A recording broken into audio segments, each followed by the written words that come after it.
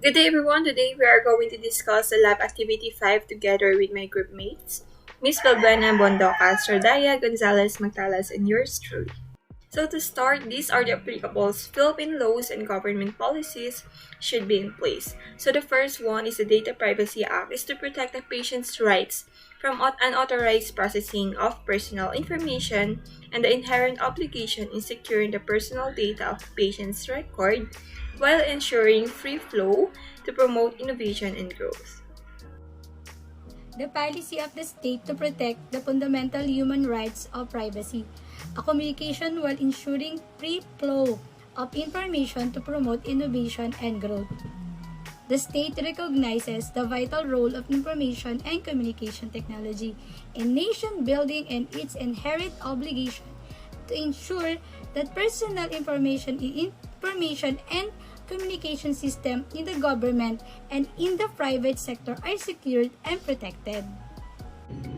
In addition to security of personal information, the main regulation that governs the secure handling of PHI is a HIPAA privacy rule. It governs how hospitals, ambulatory care centers, long-term care facilities, and other healthcare providers share protected health information. It provides federal protections for PHI that covered entities hold and gives patients certain rights with respect to that PHI.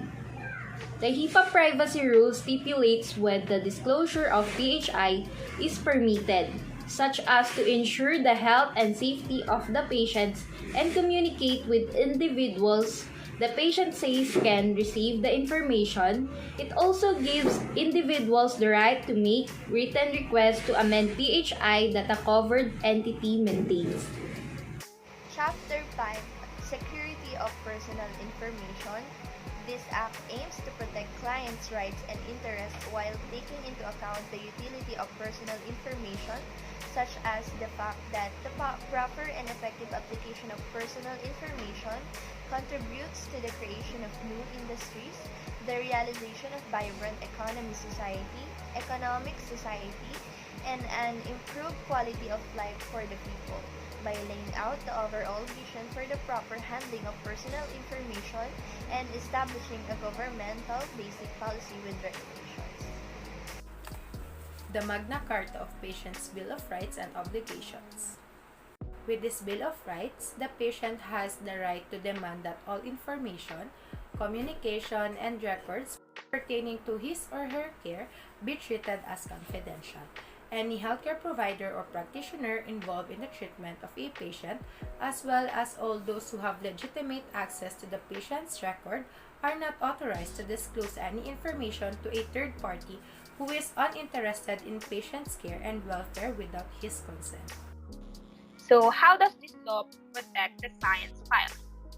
As student nurses, we are all aware that our patients have rights in the clinical setting, one of which is the right to privacy and confidentiality.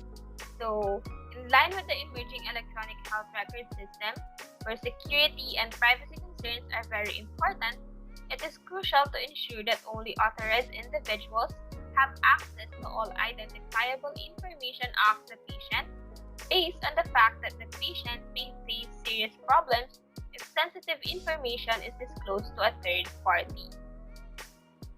So, given the EHRs are now being used in hospitals, the Magna Carta of Patients' Bill of Rights and Obligations plays an important role in ensuring that the patient's right not to be exposed, whether in private or public, through photography and other forms of media such as publications, videotaping, discussion, or any other means that would otherwise tend to reveal the patient's identity, as well as the circumstances in which he or she is or will be treated for medical or surgical reasons, is protected.